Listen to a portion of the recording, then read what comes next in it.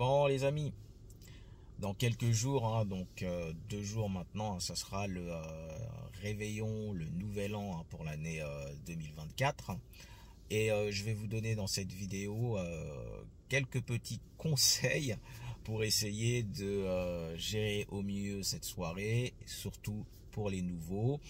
Et mon avis par rapport à certaines choses que j'ai remarquées sur le fait ou non que ça va bien bosser ce soir-là. On voit ça juste après le générique.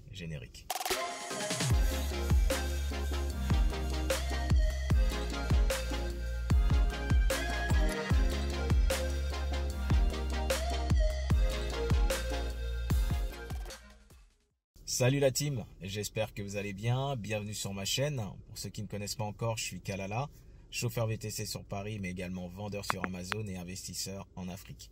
Sur ma chaîne, on va parler d'entrepreneuriat et d'opportunités d'affaires afin de devenir libre financièrement. Bon, les amis, bientôt le réveillon, le 31 décembre. Comme beaucoup de gens, plutôt beaucoup de chauffeurs le pensent, cette soirée est en général synonyme de monnaie trébuchante, de très bonnes soirées. On peut faire de bons chiffres d'affaires. En général, oui, même si ça fait quelques temps que j'ai pas bossé le soir du réveillon. Je crois que ça doit faire au moins 3-4 ans quand même.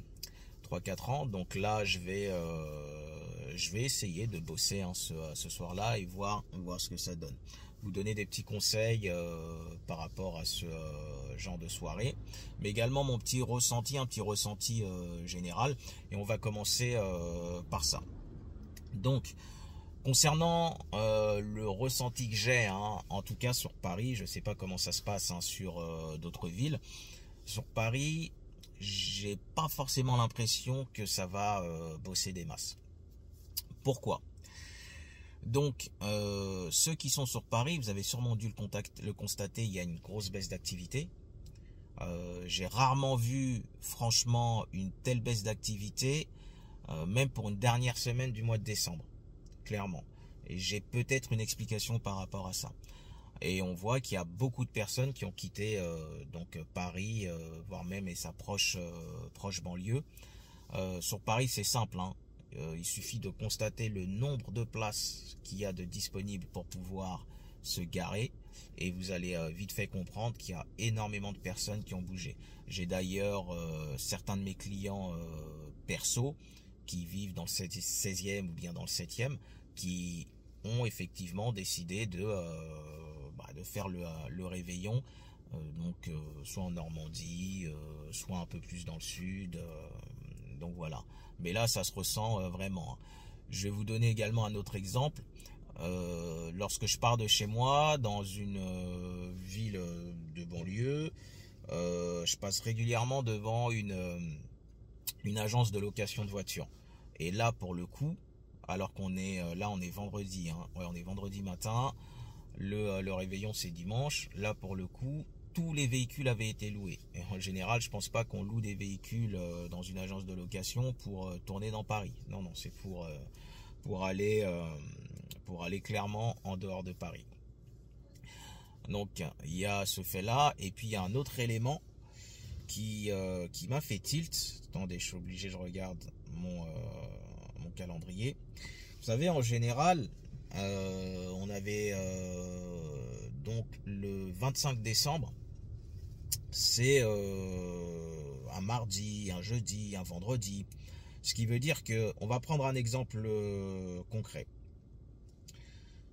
Là, si le 25 décembre avait été un jour de semaine, mardi, mercredi ou jeudi, voire même un vendredi, les vacances auraient débuté le vendredi précédent. D'accord ? Donc, ce qui veut dire que le jour de l'an, le réveillon aurait eu lieu une semaine plus tard, donc la semaine d'après, soit le mercredi, soit le jeudi, soit le vendredi de la semaine d'après. Mais le retour à l'école et la fin des vacances aurait été planifié donc le lundi qui suit justement le réveillon du Nouvel An. Donc, c'est-à-dire vous arrêtez le réveillon du Nouvel An, c'est le mercredi, vous reprenez le lundi qui suit. C'est le jeudi, vous reprenez le lundi qui suit. Ça a toujours été comme ça. Là, ce qui se passe, c'est que le Noël et le Nouvel An, c'est un lundi. Donc les réveillons en question, c'est dans la nuit de dimanche à lundi. Donc ce qui veut dire pour le 25 décembre de cette année, les écoliers étaient en vacances le vendredi 22. Donc, et là, ce qui se passe, c'est que le 1er janvier, c'est un lundi également, forcément, parce que le 25 décembre, c'était un lundi, donc une semaine plus tard. Et ce qui veut dire qu'ils ne vont reprendre que le 8, si je ne me trompe pas, que le 8, les vacances vont se terminer le 8. Attendez, il y a une poste qui sonne, on va prendre. Voilà, que les vacances vont se terminer le 8 janvier.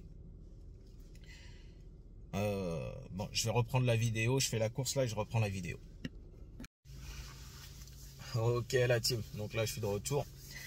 Donc comme je vous disais, je vous parlais justement du jour hein, du Nouvel An. C'est-à-dire qu'en temps normal, lorsque c'est par exemple le Nouvel An tombe un mardi, mercredi, jeudi ou vendredi, donc forcément la reprise, hein, la fin des vacances scolaires, c'est le lundi qui suit. Donc ce qui laisse entre guillemets très peu de temps pour si vous faites le Nouvel An loin de votre domicile parisien par exemple, de décomater, de récupérer, de se préparer, surtout si on a des enfants pour la reprise le lundi. Donc en général les gens partent donc en famille hein, faire le réveillon de Noël et après ils reviennent pour le Nouvel An sur Paris.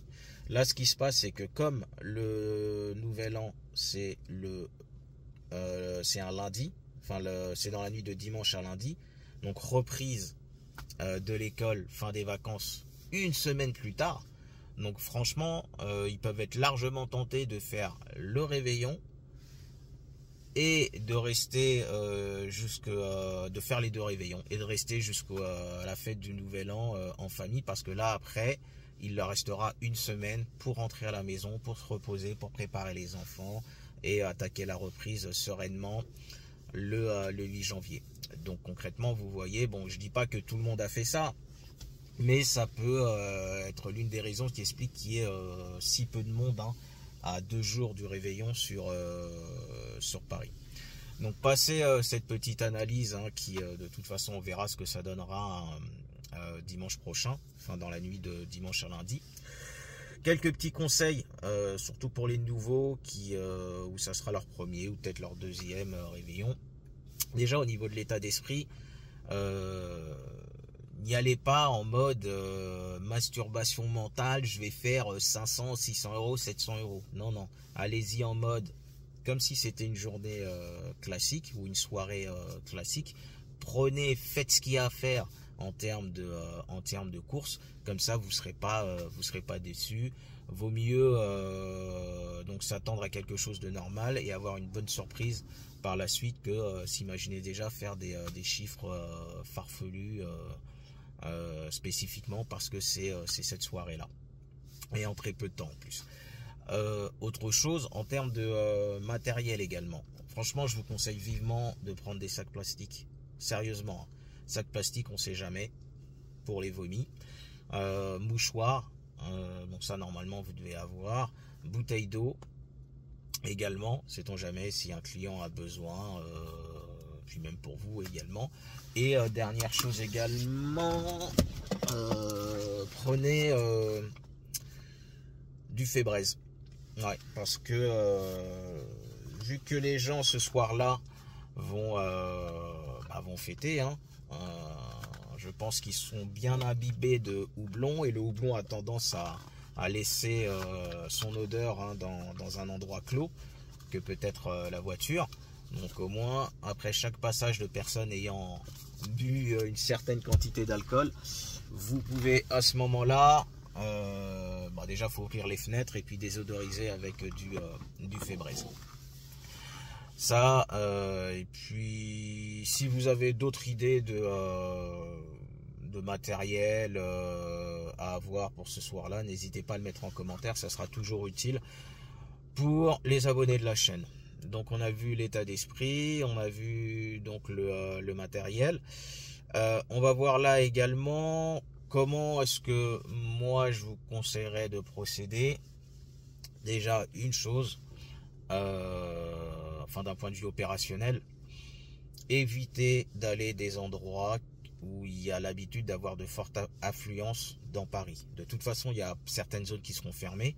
Donc les Champs-Élysées, évitez. Tour Eiffel, évitez. Grand Boulevard, évitez. Place de Clichy, évitez. Tous ces coins qui rameutent un maximum de monde, évitez, parce que vous risquez de vous retrouver dans un bourbier. D'accord? Déjà en temps normal, un samedi soir, voire même un vendredi soir, les grands boulevards, ça reste bouché. Alors je vous laisse imaginer ce que ça va être ce soir-là. D'accord? Donc tous ces coins-là dans Paris, que ça soit en prise en charge ou en dépose, puisque si vous déposez là-bas, vous vous dites bon, j'ai une bonne course de banlieue qui me dépose là-bas. Si vous êtes pris dans les embouteillages là-bas, ça va vous rendre dingue. Ça va vous rendre dingue. Vous allez peut-être mettre 30 minutes, 35 minutes à sortir d'un bourbier d'embouteillage qu'il pourrait y avoir dans ces lieux-là, et ça va vous énerver. Donc vraiment, ces endroits-là, ces coins-là, évitez. Autre chose également, chose que je n'aurais pas conseillé en temps normal, là normalement ça sonne sur toute l'Île-de-France. Donc n'ayez pas forcément peur, ou vous pouvez prendre le risque de prendre des courses où la dépose peut être par exemple dans le 91 ou même dans le 78, parce qu'il y aura de toute façon de grandes chances que vous puissiez sonner pour repartir donc proche de Paris ou dans une autre ville en banlieue parisienne. D'accord? Donc voilà, surtout c'est ces deux points là. Après je vous laisserai faire votre tambouille vous-même. Consultez quand même les zones de fermeture sur Paris avant de décoller, pour pas être pris par surprise. Au niveau de l'heure de départ, moi ce que je peux vous préconiser, ça serait donc dimanche de décoller vers 16h, voire même 15h. Parce qu'à partir de l'après-midi, vous avez plein de gens, ça y est, qui se préparent pour aller chez des amis fêter le réveillon. Ils vont prendre l'apéro et compagnie. Donc ouais, vous pouvez partir vers 16h, 17h, ça serait pas mal du tout. D'accord? Donc voilà. Après, pour la gestion des passagers, moi je pars du principe, quand il y a un doute, il n'y a pas de doute. Si le ou la personne, vous ne les sentez pas, les faites pas monter. Que ça soit pour votre sécurité, déjà, parce que vous avez vu, il commence à y avoir des histoires en mode, il y a certains passagers qui diffusent un gaz en dormant pour vous faire après je ne sais quoi, vous volez votre véhicule, vous volez vos biens, votre portefeuille. Bon bref, donc si vous ne le sentez pas, écoutez toujours votre instinct, vous ne prenez pas la personne ou les personnes. D'un point de vue sécurité. Concernant après les personnes en état d'ébriété, et je ferai une vidéo à ce sujet-là, concernant les passagers en état d'ébriété, avec mes 3 pires expériences, et vous allez voir jusqu'où peuvent aller des personnes qui sont en état d'ébriété avancé, parce qu'il y a être en état d'ébriété et être en état d'ébriété. La plupart du temps, les gens peuvent avoir ce qu'on appelle l'alcool festif. Ils vont vous parler, mais ils seront pas agressifs. Ils vont surtout beaucoup parler ou bien dormir. Mais il peut arriver parfois qu'ils aient l'alcool agressif. Et je peux vous dire que ça peut aller très loin. Donc si vous avez un doute à ce niveau-là, de toute façon c'est clair, vous le verrez directement. Si la personne d'entrée de jeu, elle se montre agressive, moi elle monte pas dans mon véhicule. C'est ma sécurité d'abord. Voilà. Donc si vous avez un doute, pas de doute, ne les prenez pas, parce que ça soit, comme je vous l'ai dit, d'un point de vue sécurité, je le répète, mais également si vous sentez que la personne risque de vomir, voilà, moi je prends pas. Et puis de toute façon la raison elle est simple, hein. Au-delà même de gâcher la soirée du réveillon d'un point de vue professionnel, l'odeur qui va rester dans le véhicule, ça peut durer 3-4 jours. Et si entre-temps, je sais pas, vous avez de la clientèle perso qui vous demande, vous faites comment? Et là, le client, de toute façon, le passager qui aura vomi, vous pourrez entre guillemets lui demander de vous dédommager que pour le nettoyage du véhicule. S'il est cool, il vous donnera quelque chose en plus, mais ça sera jamais, il vous paiera jamais la perte de chiffre d'affaires sur les 2, 3, 4, 5 jours où vous n'avez pas pu utiliser le véhicule à cause de l'odeur persistante. Ok. Bon, il y a peut-être des choses que j'oublie, parce que là, je fais la vidéo en mode improvisé un petit peu. Donc, s'il y a des abonnés de la chaîne qui ont d'autres conseils à apporter, n'hésitez pas à les mettre dans les commentaires. C'est le bienvenu, surtout pour les nouveaux. Ok. Bon, les amis, comme d'habitude, pour ceux qui bossent, force et honneur. Pour ceux qui se reposent, bon repos. Ah, ciao la team.